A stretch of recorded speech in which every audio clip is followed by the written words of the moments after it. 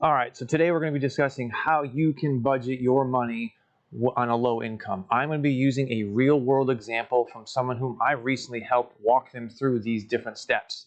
So if this is your first time visiting this channel, I ask you please subscribe to this channel, click that bell icon down below so you can be notified of all future videos. And with that, let's get started.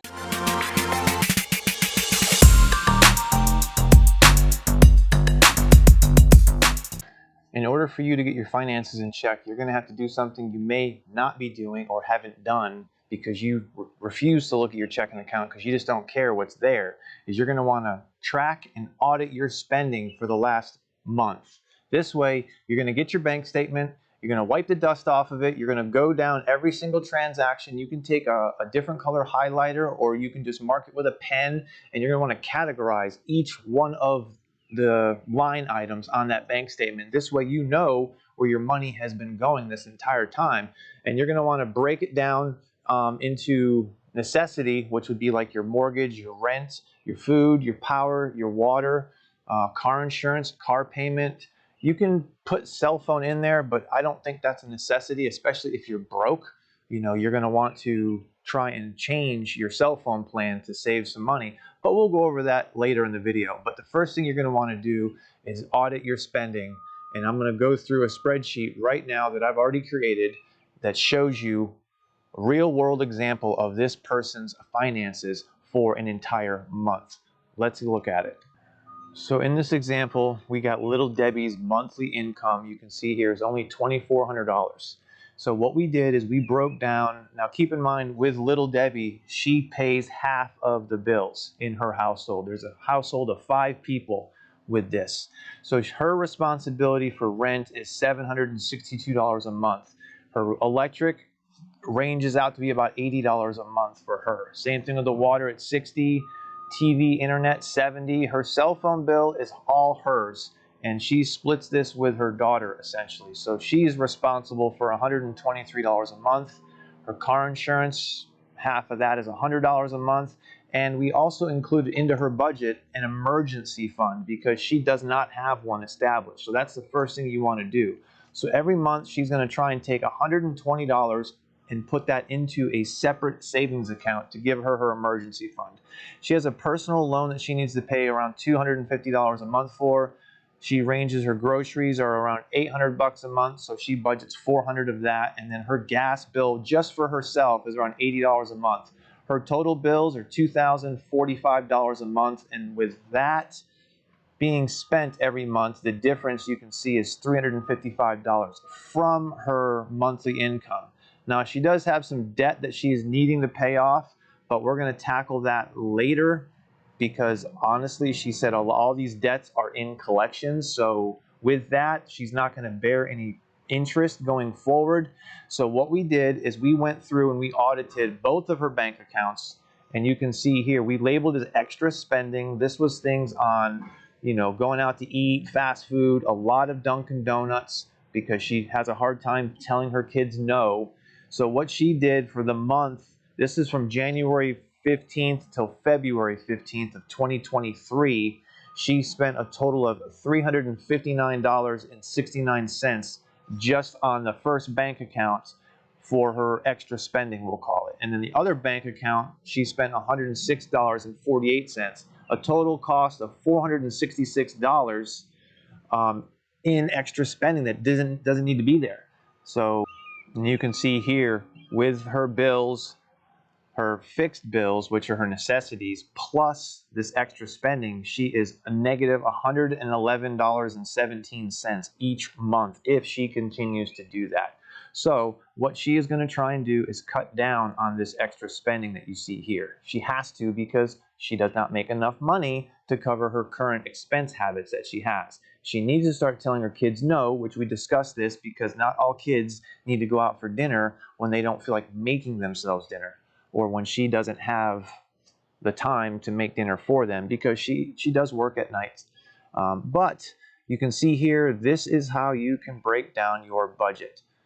Categorize everything into what is a necessity, or what we could say fixed bills, and then you need to break down your extra spending.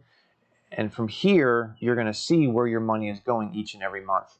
So keep in mind this here, if you have your own debts, if you can, here's the game plan. You want to take this extra $360 and imagine if you can start applying that to some of your debt. So that way you can get your debt down completely. She has $3,500 worth of debt that she has to pay off. And the only way she's going to pay that off is either get a second job to combat the negative spending, or stop the negative spending and start putting this $360 back into her total debt to get that paid down. But she does have a personal loan up here that she's responsible for $250 a month. So she's going to try and get this down. We are going to do our best to be her accountability partner to help her get through this, especially when you've got, kids in the house that need to be taken care of. So if we can keep her on pace to cut back on her spending and start pushing money into the emergency fund, that is going to help her out substantially, and we want to be there for her. So if you have any questions about this, just leave them in the comments below. And if you think that you need help getting this set up, leave that in the comments below as well. Or go to the About page on this YouTube channel, and there you'll find my email. So just shoot me an email. I'll be more than happy to help you out when I can. So once you have found your extra expenses, you can start cutting them out or cutting back on them. An example, maybe you should start being more frugal with things. So as an example, instead of going out to eat all the time, cook a meal. So when you go to the grocery store, do yourself a favor and you want to make a grocery list and try and stick to it. Whatever you do, never go grocery shopping when you're hungry, because when you're hungry, more things are going to go into the cart when that happens. So the other thing that you can do is to just stop the impulse buying. You don't have to have every item that you see. It's like, oh, I got paid today. Let me go buy that purse that I wanted. Let me go buy this, new pair of shoes that I've always wanted. You don't need that. Stop the impulse buying because you're broke.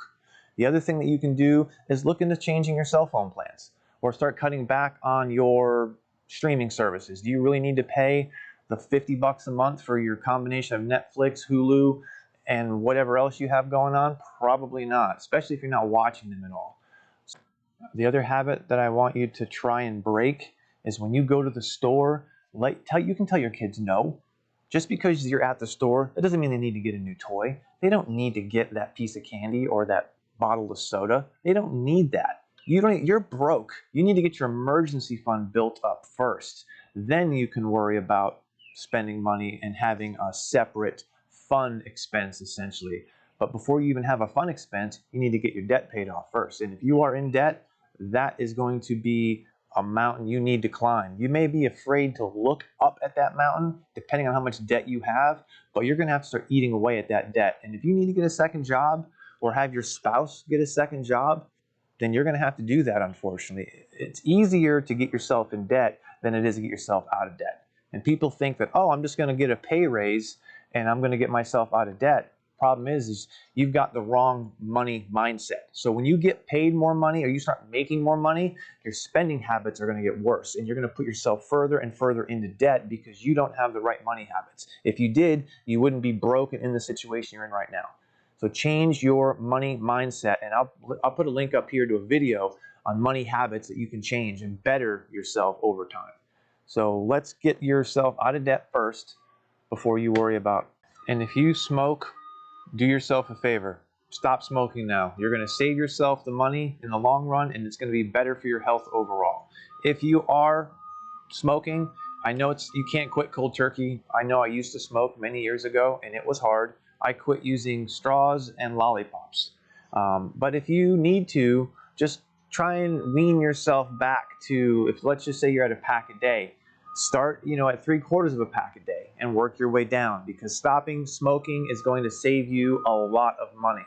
And I'll do the math on the screen here in just a minute to show you if you're spending $7 or $8 a day on a pack of smokes, what that equals to over the course of a 30-day period.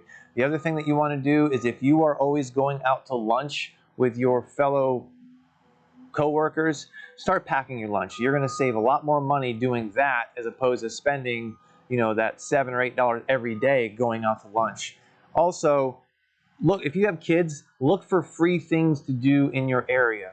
As an example, you can go to the beach, or you can go down to the lake, or you can go on a hiking or a biking trail which is giving you exercise, which is good for you. Also, teach your kids what you're doing and why you're doing this with your money. They don't teach this budgeting in school. They don't teach anything related to money in school. So teach your kids now so they'll be better prepared when they get older.